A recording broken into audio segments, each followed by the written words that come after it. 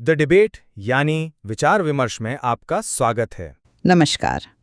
आज हम Adani green energy limited मतलब AJEL के फाइनेंशियल ईयर 2025-26 की पहली तिमाही Q1 के नतीजों और उनके फ्यूचर प्लान्स पर बात कर रहे हैं और हमारी ये चर्चा कंपनी की जो हालिया अर्निंग्स कॉल हुई है उस पर आधारित है। बिल्कुल।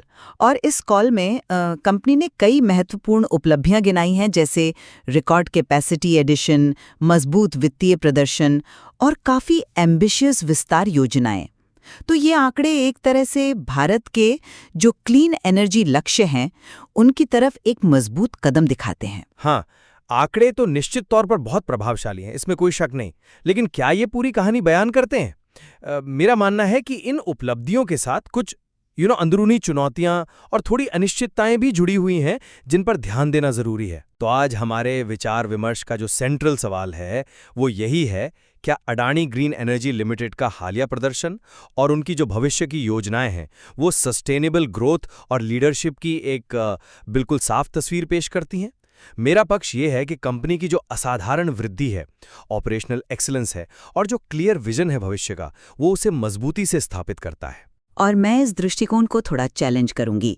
मेरा तर्क ये रहेगा कि जो संभावित एग्जीक्यूशन की बाधाएं हैं, मार्केट की जो अस्थिरता है और फाइनेंशियल डिपेंडेंसीज हैं, वो इस ग्रोथ की सस्टेनेबिलिटी पर सवाल उठाती हैं। मतलब हमें ये देखना होगा कि ये जो रफ्तार है ये कितनी टिकाऊ है। चलिए मैं अपनी बात थोड़ी और स्पष्ट करता हूँ। Q1 FY26 में AGEL ने 1.6 गीगावाट नई कैपेसिटी जोड़ी। इससे उनकी कुल ऑपरेशनल कैपेसिटी 15.8 गीगावाट हो गई। ये साल दर साल 45% की ग्रोथ है। और याद कीजिए, पिछले पूरे साल में 4.9 गीगावाट जोड़ा था, जो अपने आप में एक भारतीय रिकॉर्ड था। तो ये कंपनी की एग्जीक्यूशन कैपेसिटी को दिखाता है। खास तौर पर खावड़ में दुनिया का सबसे बड़ा 30 गीगावाट रिन्यूएबल एनर्जी प्लांट का जो विकास है वो तेजी से जारी है, जिसमें 5.6 गीगावाट तो चालू भी हो चुका है। एनर्जी सेल्स में 42% की रिकॉर्ड वृद्धि हुई, जो 10.5 बिलियन यूनिट तक पहुंच गई। और फाइनेंशियली भी देखें तो बिजली सप्लाई से रेवेन्यू 31% बढ़कर 3,312 करोड़ रुपए और ईबिडा भी 31% बढ़कर 3,180 करोड़ रुपए हुआ।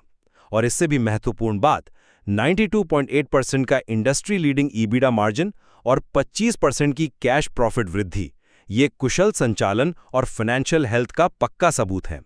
और इन सब के साथ ESG रेटिंग्स में टॉप स्थान और 2030 तक 50 गीगावाट क्षमता के लक्ष्य के लिए पूरी तरह से फंडेड योजना भविष्य के लिए एक ठोस आधार देती है। हाँ, आपकी बातें सही हैं। आंकड़े वाकई बहुत बड़े हैं, इसमें कोई दो राय नहीं। लेकिन मैं कुछ अलग पहलुओं पर फोकस करना चाहूंगी। सबसे पहले एनर्जी सेल्स में 42% की वृद्धि और रेवेन्यू में केवल 31% की वृद्धि, इसके बीच का जो अंतर है वो गौर करने लायक है। क्या ये कम मर्चेंट कीमतों का असर नहीं दिखाता? खासकर सोलर एनर्जी में जो Q1 में लगभग 2.2 रुपये पर यूनिट थी, ये मर्चेंट मार्केट की वॉलेटिलिटी की तरफ इशारा करता है। दूसरा, कंपनी ने खुद माना है कि खावड़ से बिजली निकासी यानी इवैक्यूएशन में छोटी चुनौतियां हैं। हाँ, उन्होंने कहा है कि मार्जिन इम्पैक्ट 5 से कम है, पर ये अभी भले ही छोटी हों। भविष्य में जब स्केल और बढ़ेगा तो क्या होगा? तीसरा, खावड़ की solar capacity utilisation factor CUF भले ही 32% तक हो, लेकिन ओवरऑल पोर्टफोलियो का औसत 28% के आसपास ही है। चौथा, ISTS वेवर मतलब इंटरस्टेट ट्रांसमिशन चार्जेस में जो छूट मिलती है उसका धीरे धीरे खत्म होना भविष्य में टैरिफ पर दबाव डाल सकता है हुई हैं। और आखिर में बढ़ता हुआ ग्रॉस डेट जो लगभग 78,000 करोड़ रुपए है। भले ही ये कैपेसिटी बढ़ाने के लिए हो, पर ये एक बड़ी रकम है जिस पर नजर रखनी होगी। ठीक है, ग्रोथ और एग्जीक्यूशन की चुनौतियों पर बात करते हैं। जैसा मैंने कहा, पिछले साल 4.9 गीगावाट जोड़ना और खावड़ में जिस अभूतपूर्व गति से काम चल रहा है वो हमारी एग्जीक्यूशन क्षमता का ठोस सबूत है। 5 गीगावाट सालाना जोड़ने का हमारा लक्ष्य बिल्कुल ट्रैक पर है। मैं कैपेसिटी एडिशन के स्केल को नकार नहीं रही हूँ, बिल्कुल नहीं, वो बहुत प्रभावशाली है। लेकिन मैनेजमेंट ने खुद माना है कि खावड़ से बिजली निकासी में चुनौतियां हैं। आप कहते हैं ये छोटी हैं और उन्होंने भी कहा है लेकिन जब आप 30 गीगावाट जैसे विशाल स्केल की बात कर रहे हो, तो क्या यही छोटी चुनौतियां आगे जाकर एक बड़ी बाधा नहीं बन सकती?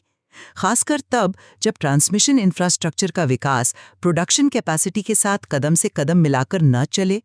क्या पिछले ग्रिड बैकडाउन के अनुभव हमें यहाँ थोड़ा सतर्क रहने को नहीं कहते? ये केवल कुछ हफ्तों या महीनों के बाद कैसे हो सकती है जब स्केल इतना बड़ा हो? देखिए, ये एक वैलिड सवाल है और मैनेजमेंट का कहना है कि वे इन निकासी चुनौतियों की बहुत बारीकी से निगरानी कर रहे हैं और ट्रांसमिशन कंपनियों के साथ मिलकर काम कर रहे हैं। उनका अपना आकलन है कि ये समस्या कुछ हफ्तों या महीनों में सुलझ जाएगी, न कि सालों में। और ये भी ध्यान रखना होगा कि दूसरी तिमाही में विंड कैपेसिटी का उत्पादन अधिक होगा, जो दिन के समय जो सोलर एनर्जी निकासी की चुनौती है उसको कुछ हद तक कम करने में मदद करेगा। तो इसे एक मैनेजेबल ऑपरेशनल इशू माना जा रहा है, न कि कोई स्थायी बाधा। और हमारा ट्रैक रिकॉर्ड दिखाता है कि हम ऐसी चुनौतियों से निपट सकते हैं। उम्मीद करते हैं कि उनका यह आकलन सही साबित हो। अच्छा, अब फाइनेंशियल मजबूती बना मार्केट अनिश्चितता पर आते हैं। आपने 31% रेवेन्यू ईबिटा ग्रोथ और लगभग 93% की शानदार मार्जिन का जिक्र किया, और 50 जीवी लक्ष्य का पूरी तरह से फंडेड होना। हाँ, ये निश्चित रूप से एक प्लस पॉइंट है। हाँ, और 25% कैश प्रॉफिट वृद्धि भी इसी मजबूत वित्तीय स्थिति को ही दर्शाती है। ये दिखाता है कि कंपनी न केवल बड़ी हो रही है, बल्कि असल में मुनाफा भी कमा रही है। लेकिन मैं फिर उसी अंतर पर लौटना चाहूंगी। 42% एनर्जी सेल्स ग्रोथ बनाम 31% रेवेन्यू ग्रोथ। इसका सीधा संबंध मर्चेंट कीमतों से है, खासकर सोलर, जो पिछली तिमाही के 3 रुपए पर यूनिट से गिरकर इस तिमाही 2 रुपए 22 पैसे रह गई। कंपनी कहती है कि वो कीमतें अनुमानित नहीं करते, जिसका मतलब है कि वो लॉन्ग टर्म पीपीए यानी पावर परचेज एग्रीमेंट्स पर ज्यादा निर्भर हैं। लेकिन फिर भी मर्चेंट मार्केट की ये जो अस्थिरता है, ये रिस्क तो पैदा करती ही है। और 78,000 करोड़ का ग्रॉस डेट, क्या ये भविष्य में कंपनी की फ्लेक्सिबिलिटी को सीमित नहीं करेगा, खासकर यदि ब्याज दरें बढ़ती हैं? मर्चेंट बिक्री को सही नजरिए से देखना जरूरी है। ये हमारे बेस पीपीए रेवेन्यू के ऊपर एक एडिशनल इनकम का सोर्स है, खासकर जो इनफर्म रेवेन्यू होता है, मतलब जो पीपीए शुरू होने से पहले कमीशन हुई परियोजनाओं से मिलता है। ये हमारे ओरिजिनल फाइनेंशियल मॉडल का हिस्सा नहीं था, तो ये एक तरह से बोनस ही है। और जहां तक विंड मर्चेंट दरों का सवाल है, वो 5.7 रुपए पर यूनिट पर काफी आकर्षक रही हैं। ऋण की बात करें तो हाँ, ये विकास के लिए किया गया निवेश है और कंपनी एक्टिवली फाइनेंसिंग कॉस्ट को कम करने के तरीके तलाश रही है, जैसे मौजूदा प्रोजेक्ट्स की रीफाइनेंसिंग, जिससे ब्याज लागत जो अभी 9.2% है वो कम हो सके।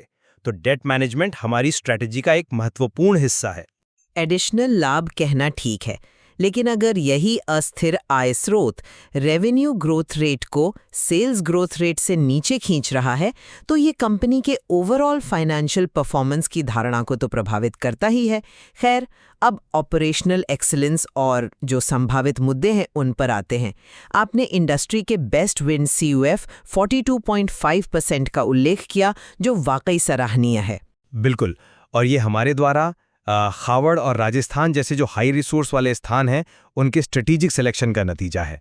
हमने पिछले मानसून से सबक लेते हुए बेहतर तैयारी भी की है, और ESG में हमारी टॉप रैंकिंग वो ऑपरेशनल एक्सीलेंस और सस्टेनेबिलिटी के प्रति हमारी कमिटमेंट को दर्शाती है। लेकिन सिक्के का दूसरा पहलू भी है।